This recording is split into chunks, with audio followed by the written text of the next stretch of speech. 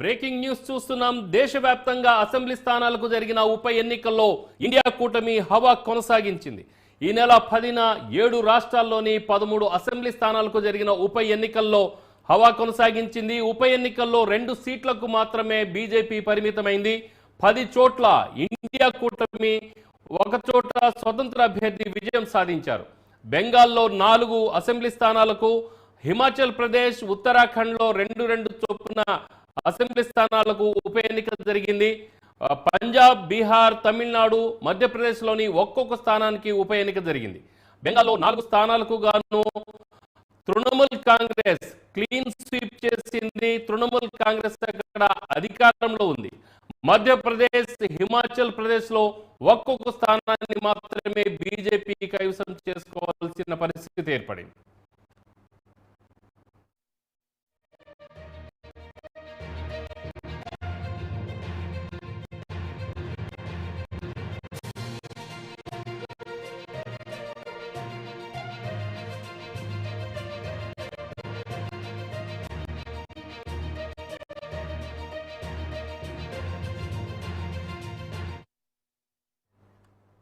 ఇదే విషయంపై మా bureau chief Srinivas phone live అందిస్తారు. శ్రీనివాస్, మరొకసారి ఇండియా కూటమి అలాగే ఇండియా కూటమి మధ్య మరి అసెంబ్లీ ఉప ఎన్నికల ఒక పోలింగ్ జరిగింది. ఈ నేపథ్యంలో దేశవ్యాప్తంగా మరి 7 రాష్ట్రాలు, 13 అసెంబ్లీ నియోజకవర్గాల్లో ఉప ఎన్నికలకు సంబంధించిన పోలింగ్ జరిగింది. దీంతో మరి ఇండియా కూటమి మరొకసారి మరి తన హవాను కొనసాగించిందని చెప్పుకోవచ్చు. ఓవరాల్గా 13 అసెంబ్లీ నియోజకవర్గాల్లో మరి 10 అసెంబ్లీ నియోజకవర్గాలను ఇండియా కూటమి కైవసం చేసుకుంది. ఇక బీజేపీ మాత్రం 2 స్థానాలకు మాత్రమే పరిమితమైన పరిస్థితి ఉంది. అలాగే ఇక ఒక చోట ఇండిపెండెంట్ అభ్యర్థి ఎమ్మెల్యేగా ఉప ఎన్నికల్లో విజయం సాధించారు. సో ఇండియా కూటమి మరి అధికారంలో ఉన్న ఏదైతే రాష్ట్రంలో దీనికి సంబంధించి పశ్చిమ బెంగాల్లో తృణమూల్ కాంగ్రెస్ మరి ఇక 4 స్థానాలను కైవసం చేసుకుంది. ఇక దీంట్లో మరొకసారి కూడా ఇండియా కూటమి తన హవాను కొనసాగించిందని చెప్పవచ్చు. ఇక 7 రాష్ట్రాల్లో జరిగిన ఈ బైపోల్ ఎన్నికలకు సంబంధించి అసెంబ్లీ ఎన్నికల్లో ఇండియా కూటమి తన ఆధిపత్యాన్ని ప్రదర్శించింది. ఇక బీజేపీ మాత్రం కేవలం 2 చోట్ల మాత్రమే మరి అసెంబ్లీ ఎన్నికల్లో ఎమ్మెల్యేలుగా ఆ అభ్యర్థులు విజయం సాధించారు. ఒక చోట మాత్రం ఇండిపెండెంట్ అభ్యర్థి అయితే మరి విజయం సాధించారు. సో ఇప్పటికే మరి ఇండియా వర్సెస్ ఎన్డీఏ కూటమి మధ్య ఈ మధ్య కాలంలో జరిగిన సార్వత్రిక ఎన్నికల్లో కూడా కొంత మరి కాంగ్రెస్ బలం పెరిగింది. సో గతంలో 50 లోపు మాత్రమే పార్లమెంటు స్థానాలు గెలుచుకున్న మరి ఇండియా కూటమి ఓవరాల్గా 232 పార్లమెంటు స్థానాలు గెలుచుకొని మరి బీజేపీకి గట్టి పోటీ ఇచ్చిందని చెప్పుకోవచ్చు. ఓవరాల్గా మరి అధికారంలో బీజేపీ కేంద్రంలో ఉన్నప్పటికీ కూడా మరి రాష్ట్రాల్లో కాంగ్రెస్ మరి అధికారంలో ఉండడం చేత మరి అసెంబ్లీ ఎన్నికల్లో మరి 10 స్థానాలలో 13కు గాను 10 స్థానాలలో విజయం సాధించడం మనం గమనించవచ్చు. ఓవరాల్గా మరి 4 రాష్ట్రాల్లో ఇండియా కూటమి మరి అధికారంలో ఉంది. అలాగే ఇక 3 రాష్ట్రాలలో ఎన్డీఏ కూటమి అధికారంలో అయినప్పటికీ కేవలం 2 సీట్లకు మాత్రమే ఎన్డీఏ కూటమి అభ్యర్థులు మరి విజయం సాధించడం చూడొచ్చు. ఇక మరి ఆ రాష్ట్రాలలో కూడా మరి ఎన్డీఏ కూటమి అధికారంలో ఉండడం మూలంగా 2 స్థానాలు మాత్రమే గెలుచుకుంది. సో ఓవరాల్గా కాంగ్రెస్ మరి అసెంబ్లీ ఉప ఎన్నికల్లో మాత్రం తన విజయయాత్రను అయితే కొనసాగించింది. సో ఇప్పుడు దేశవ్యాప్తంగా కూడా కాంగ్రెస్కు మరికొంత మద్దతు పెరుగుతుంది నియోజకవర్గాల్లో అనడానికి ఇది ఒక నిదర్శనంగా భావించవచ్చు. రామారావు, శ్రీనివాస్, ఇప్పుడు ఉత్తరాఖండ్లో చూస్తే అక్కడ బీజేపీ గవర్నమెంట్ ఉంది. అక్కడ 2 స్థానాలకు ఉప ఎన్నిక జరిగింది. కానీ అక్కడ ఒక స్థానం కూడా బీజేపీ గెలవలేకపోయింది. ఇక హిమాచల్ ప్రదేశ్లో 2 స్థానాలకు అక్కడ ఉప ఎన్నిక జరిగితే అక్కడ కాంగ్రెస్ ప్రభుత్వం ఉంది. కానీ ఒక స్థానాన్ని కాంగ్రెస్ గెలుచుకుంటే ఒక స్థానం మాత్రం బీజేపీ గెలుచుకుంది. ఇక బెంగాల్ విషయానికి వస్తే బెంగాల్లో 4 స్థానాలకు 4 క్లీన్ స్వీప్ చేసింది అక్కడ ఉన్న తృణమూల్ కాంగ్రెస్ అధికార పార్టీ.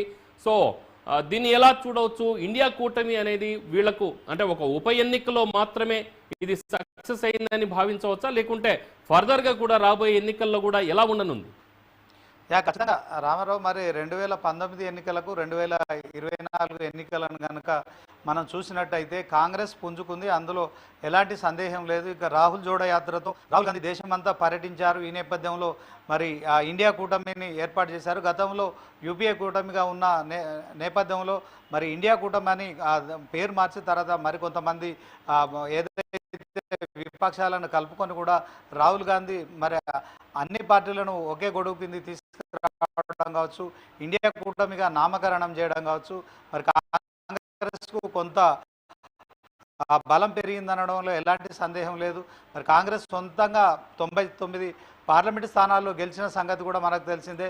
ఇక మిత్రులతో కలిసి ఓవరాల్గా ఇండియా వైజ్గా మరి 232 స్థానాల్లో కాంగ్రెస్ కూటమి మరి గెలుపొందిన సంగతి మనకు తెలిసిందే. సో ఇండియా కూటమి ఇప్పుడు ఎన్డీఏ కూటమికి బలమైన ప్రత్యర్థి అనడంలో ఎలాంటి సందేహం లేదు. తాజాగా మనకు అందిన సమాచారం మేరకు మరి 7 రాష్ట్రాలలో 13 అసెంబ్లీ నియోజకవర్గాలకు జరిగిన ఉప ఎన్నికల్లో కూడా మరి ఇండియా కూటమి తన హవాను కొనసాగించింది. 10 స్థానాల్లో గెలుపొంది మరి మరొకసారి కూడా మరి దేశంలో మరి రాష్ట్రాలలో అధికారంలో ఉన్న కాంగ్రెస్ రాష్ట్రాలలో తన సత్తాను నిరూపించుకుంది. సో మరి ఇది రాబో కాలంలో మరి కాంగ్రెస్ మరింత బలపడుతుందనడానికి సంకేతంగా మనం భావించవచ్చు. ఇక మరి ఎన్డీఏ కూటమి 3 రాష్ట్రాల్లో అధికారంలో ఉంది. ఓవరాల్గా మరి 7 రాష్ట్రాలకు ఉప ఎన్నికలు జరిగిన క్రమంలో 3 రాష్ట్రాల్లో అధికారంలో ఉన్నప్పటికీ కేవలం 2 అసెంబ్లీ స్థానాలకు మాత్రమే పరిమితమైన పరిస్థితిని అయితే చూడడం ద్వారా మరి మరొకసారి కూడా దేశవ్యాప్తంగా ఈ ఉప ఎన్నికల ఫలితాలు కావచ్చు, బయట ఉన్న పరిస్థితులు కూడా కొంత ఇండియా వర్సెస్ ఇండియా కూటమి మధ్య మరి ఒక రాజకీయమైన ఒక ప్రచ్ఛన్న యుద్ధం కొనసాగుతోంది. అదే క్రమంలో ఇప్పుడు ఈ ప్రజలు ఇచ్చిన ఉప ఎన్నికల తీర్పు కూడా అదే స్పష్టం చేస్తుంది. ఇదే పరిస్థితి కొనసాగితే ఖచ్చితంగా బీజేపీకి మరి బలమైన ప్రత్యర్థిగా ఇండియా కూటమి ఉంటుందనడంలో ఎలాంటి సందేహం లేదు. రామారావు, ఇక చూస్తే పంజాబ్లో వచ్చేసి ఆమ్ ఆద్మీ పార్టీ అక్కడ ప్రభుత్వం ఏర్పాటు చేసి ఉంది, ఆల్రెడీ అధికారంలో ఉంది. బీహార్లో ఎన్డీఏ కూటమి బీజేపీ ఎక్కువగా అక్కడ ఉన్నది, స్థానాలు కూడా వాళ్ళకి ఎక్కువ ఉన్నది, నితీష్ కుమార్ ముఖ్యమంత్రిగా ఉన్నప్పటికీ. ఇక తమిళనాడు విషయానికి వచ్చేస్తే డిఎంకే కూడా అటు ఇటు ఉన్నా కూడా మొత్తానికైతే ఇండియా కూటమికి ఒక దగ్గరగా ఉన్న పార్టీ అది. మధ్యప్రదేశ్లో అయితే అక్కడ బీజేపీ సంపూర్ణంగా మెజారిటీతో అక్కడ ప్రభుత్వం ఏర్పాటు చేసిన పార్టీ అది.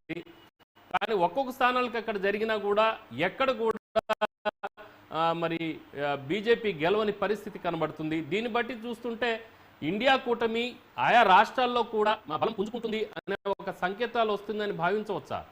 దీన్ని ఎలా? రామారావు, ఈ ఉప ఎన్నికలకు సంబంధించిన ఫలితాలు చూస్తేనే మనకు స్పష్టమవుతుంది. 7 రాష్ట్రాల్లో జరిగిన ఉప ఎన్నికలు మరొకసారి ప్రజల్లో ఉన్న వాళ్ళ యొక్క అభిప్రాయాన్ని ప్రతిబింబింపజేసే ఫలితాలు వెలువడ్డాయి. సో 13 అసెంబ్లీ స్థానాల్లో 10 స్థానాలు ఇండియా కూటమి గెలుచుకోవడం పట్ల మనం ఇండియా కూటమికి దేశవ్యాప్తంగా మద్దతు పెరుగుతుందని ఎక్స్పెక్ట్ చేస్తూ దీంట్లో మరి 3 రాష్ట్రాల్లో బీజేపీ అధికారంలో ఉంది. అక్కడ కూడా ఉప ఎన్నికలు జరిగాయి. కానీ ఓవరాల్గా జరిగిన 7 రాష్ట్రాల ఎన్నికల్లో బీజేపీ అభ్యర్థులు అంటే ఎన్డీఏ కూటమికి సంబంధించిన అభ్యర్థులు 2 స్థానాల్లో గెలవడం స్థానికంగా కొంత బీజేపీ బలహీనమవుతున్నట్టు స్పష్టమవుతోంది. ఇక రాష్ట్రాల్లో కూడా కాంగ్రెస్ పుంజుకుంటుందనడానికి మరి బలమైన నిదర్శనం 13 మరి 10 స్థానాలు ఇండియా కూటమి గెలుచుకోవడమేగా మరి మనం చెప్పుకోవచ్చు. రామారావు, అంటే బెంగాల్లో చూస్తే గత ఎన్నికల్లో దాదాపు 70 స్థానాలకు పైగా గెలుచుకుంది అక్కడ బీజేపీ. అంటే కమ్యూనిస్టులు మార్కిస్టులు అక్కడ కొంత బలహీనపడ్డారు. వాళ్ళకి ఏమాత్రం సీట్లు కూడా సరైన సీట్లు రాలేదు.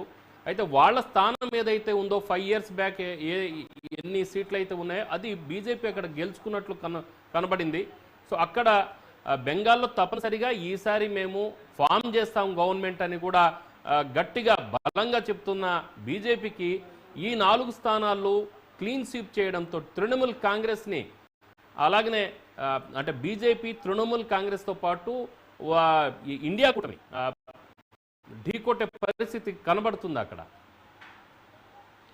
రామారావు, మరిగా ఓవరాల్గా 13 అసెంబ్లీ నియోజకవర్గాలు ఉన్నాయి. దాంట్లో పశ్చిమ బెంగాల్లో 4 అసెంబ్లీ స్థానాలకు ఇప్పుడు ఉప ఎన్నిక జరిగింది. అక్కడ రాష్ట్రంలో అధికారంలో తృణమూల్ కాంగ్రెస్ అధికారంలో ఉంది. సో మరి కొంత స్థానిక ఎన్నికల విషయంలో అంటే ఎంపీ ఎన్నికల విషయంలో ప్రజలు ఒక స్టాండ్తో ఉంటారు.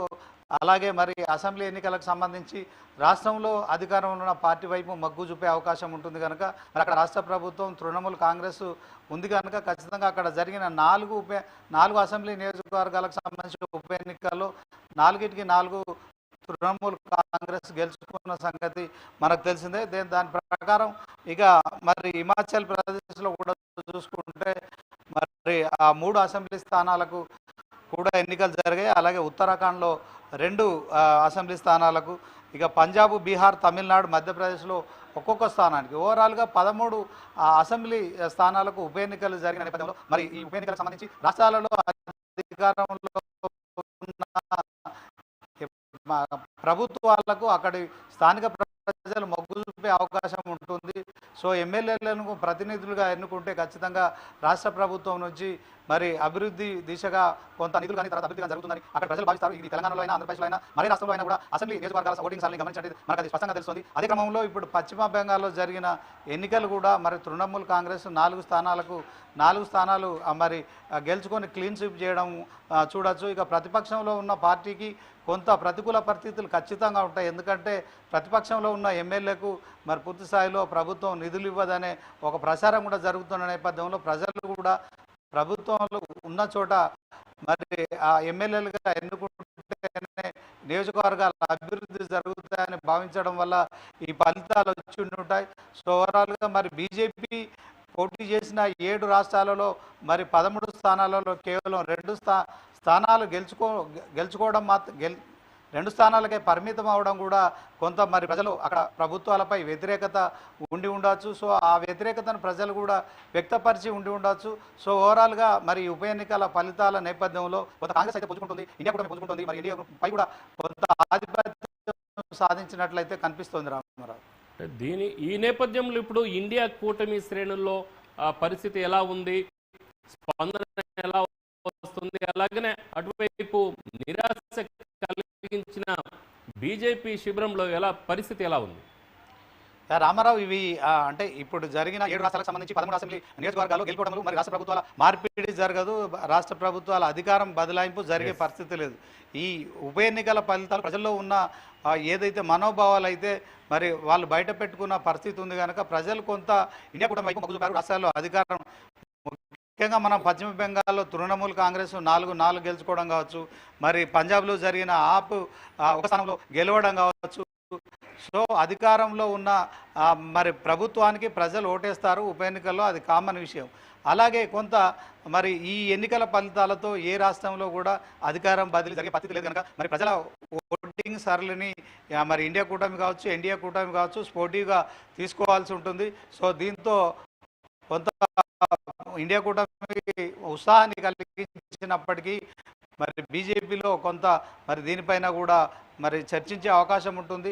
బీజేపీలో ఖచ్చితంగా మరి దేశవ్యాప్తంగా మరి కేంద్రంలో అధికారంలో ఉన్నప్పటికీ కూడా సుమారు మరి 23 రాష్ట్రాలు కూడా బీజేపీ రాష్ట్రాలలో అధికారంలో ఉంది. అయినప్పటికీ మరి 7 రాష్ట్రాల్లో జరిగిన ఎన్నికల్లో మరి కేవలం 2 స్థానాలు సాధించడం పట్ల ఆ పార్టీలో మరి ఆ రాష్ట్రాలకు సంబంధించిన విషయంలో మరి దాని మీద సమీక్ష చేసే అవకాశం ఉంటుంది. గెలుపోవటంలకు స్పోర్టివ్గా తీసుకునే పరిస్థితి ఉంటుంది. దానిపైన కూడా పోస్ట్ మార్టం నిర్వహించే పరిస్థితి ఉంటుంది. సో పార్టీలు ఎక్కడ లోపాలు ఉన్నాయన్న విషయంలో కూడా మరి గెలిచిన పార్టీలు ఇరు పార్టీలు కూడా సమన్వయం చేసుకొని మరి ముందుకెళ్ళే పరిస్థితి ఉంటుంది. సో మరొకసారి సార్వత్రిక ఎన్నికలకు చాలా సమయం ఉంది. 2029లో మరొకసారి దేశవ్యాప్తంగా ఎన్నికలు జరిగే పరిస్థితి ఉంటుంది కనుక మరి ఇక ఎన్డీఏ వర్సెస్ ఇండియా కూడా అయితే మరి బలమైన ప్రత్యర్థులని మరోసారి మాత్రం నిరూపణ అయింది Ramarao. Right Srinivas, thank you.